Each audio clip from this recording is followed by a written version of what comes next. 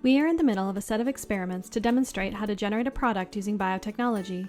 First, we engineered E. coli to make green fluorescent protein. Next, we confirmed insertion of our gene of interest using colony PCR and agarose gel electrophoresis. Currently, we are generating GFP using cell culture, followed by purification using chromatography, and protein characterization using SDS-PAGE. For this part of the experiment, we will be finalizing our cell culture and separating the cells from the liquid using centrifugation.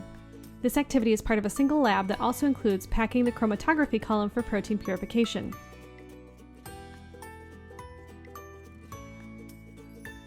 Collect your flask from the incubator. Evaluate the flask contents using UV light and take a picture. Swirl the flask to ensure everything is suspended, then transfer the liquid into a 50 milliliter centrifuge tube. Centrifuge your tube at 12,000 RPM for 5 minutes. Your sample will be in the centrifuge with 5 other student samples.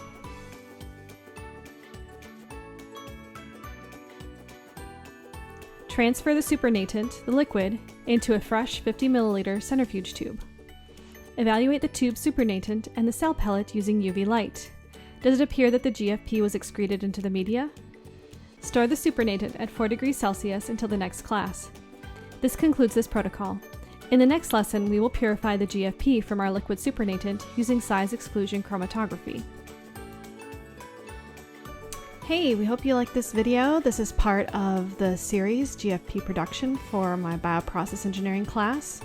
I'd like to acknowledge the kit from Edvotech, Edvokit number 303, Exploring Biotechnology with Green Fluorescent Protein, GFP, which provided many of our materials for this project. Click the link below to visit the kit website.